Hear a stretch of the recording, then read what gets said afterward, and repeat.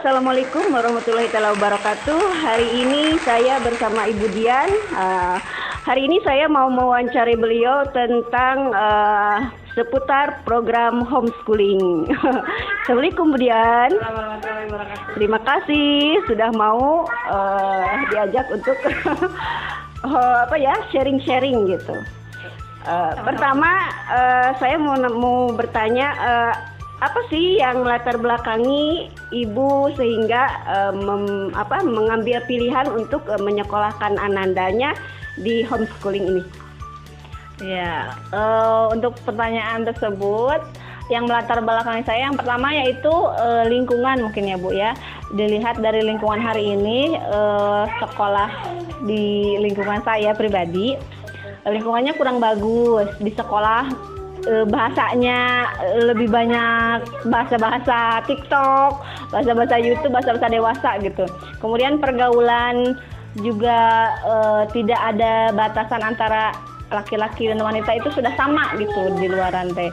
Tak takut anak saya terjerumus kepada pergaulan yang salah. Maka yang pertama saya melakukan homeschooling. Yang kedua, saya merasa bahwa homeschooling akan sama hasilnya dengan anak yang bersekolah. Karena saya berpikir di sekolah kan berangkat pagi jam 7 gitu, anak-anak sekolah berangkat pagi dari jam 7. Kemudian 50 anak misalkan hanya digurui dengan satu guru. Misalkan satu sekolah ada satu kelas ada 30 anak misalkan. Digurui dengan satu guru, itu sama efektifnya dengan satu orang. Akan lebih efektif jika saya mengajari satu anak saja, apalagi itu anak saya gitu Bu ya. Kira-kira sampai saat ini adakah kendala yang dihadapi? Kendala yang dihadapi mungkin karena saya mengajarkan anak saya. Jadi ada kayak ke ibu, baik cuma anak ke ibu gini. Jadi ayo kita belajar hari ini ya, sebentar lagi 5 menit lagi. Tapi kalau sama guru-guru kan mungkin beda ya, tidak seperti itu. Mungkin kendala hari ini waktu saya baru setahun belum bertanya. Hanya seperti itu gitu, kendalanya baru sebatas anak teh dikasih waktu ternyata belum langsung nangkap gitu. Kalau misalkan teteh jam 5 bangun, kemudian kita tahsin misalkan sampai jam 6, tapi dia ternyata bangunnya setengah 6, jadi tahsinnya teh molor sampai setengah 7 gitu misalkan. Kendala yang saat ini baru segitu yang saya rasakan. Jadi sejauh ini hanya itu. Alhamdulillah ya. Kalau untuk misalnya kendala yang lain, misalnya adakah apa sih kekurangan ataupun kelebihan dari program homeschooling ini? Kelebihannya mungkin kita lebih fokus mendidik satu bibit, jadi hasilnya akan lebih maksimal.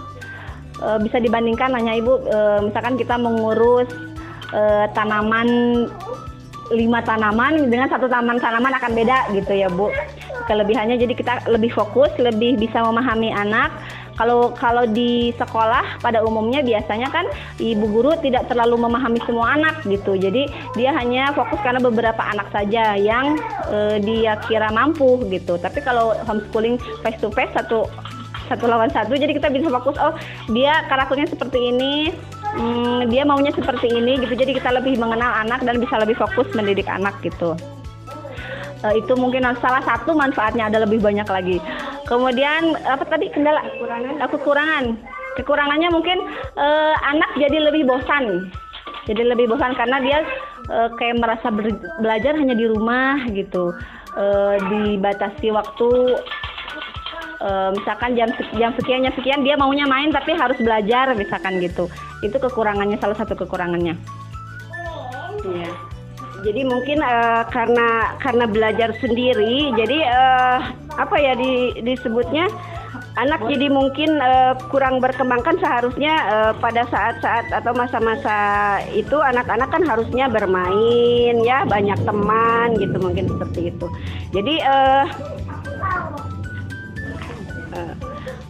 kira-kira sejauh ini bagaimana mengadaptasikannya kepada Ananda? Apakah dia baik-baik saja atau Ya seperti apa kira-kira dalam merealisasikannya kepada Ananda gimana? Untuk saat ini karena baru satu ya, belum adik-adiknya gitu, karena baru Askana, jadi Askana mah lebih mudah diarahkan, lebih mudah dikasih waktu. Jadi penerapannya setiap bangun pagi setelah sholat subuh kita melakukan pembelajaran 1 jam. Setelah itu dia boleh bermain gitu untuk untuk merefresh otak dia. Terus nanti dia diajak ke sekolah, ke TK, dan situ dia boleh bermain dan belajar lagi setengah jam dari materi yang saya kasih gitu. Kemudian dia boleh bermain lagi dan diberikan waktu sebelum tidur setengah jam atau 1 jam sebelum tidur itu dikasihkan materi lagi. Jadi kalau homeschooling mungkin masalah waktu yang lebih fleksibel ya. Jadi kapan dilaksanakannya, mungkin di mana. Jadi terserah mood anak pun gitu ya bisa. Yang penting satu hari dari penuhi gitu. Iya, jadi ada kurikulum juga ya homeschooling ini. Oh iya.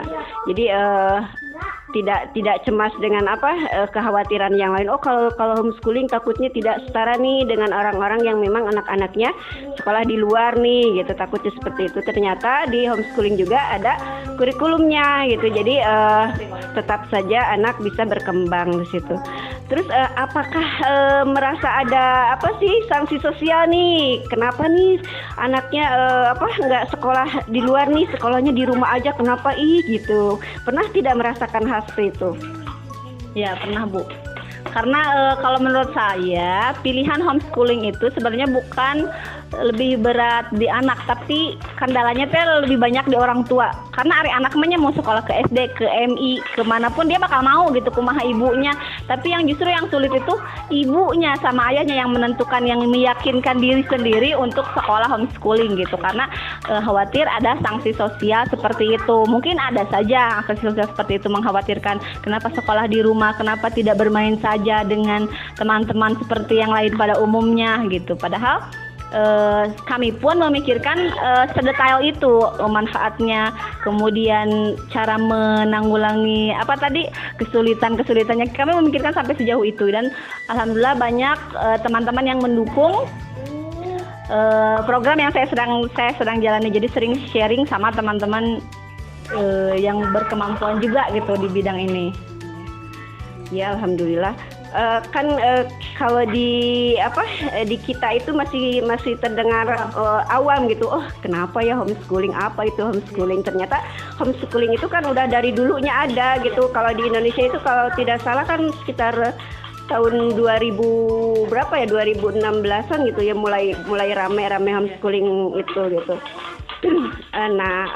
Kira-kira nih tujuan akhir dari pilihan ibu ini apa sih gitu ya?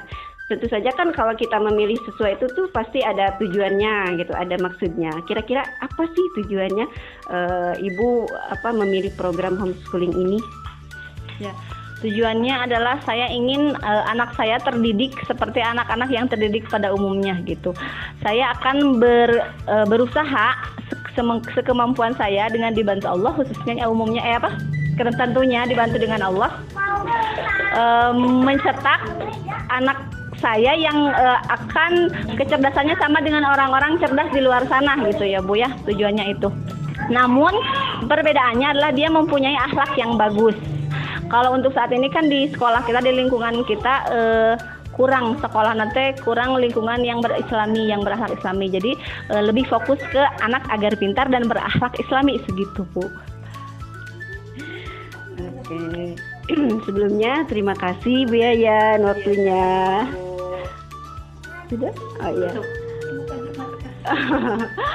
Demikian wawancara saya dengan Ibu Yayan, seorang orang tua siswa yang memang memilih program homeschooling ini untuk anandanya.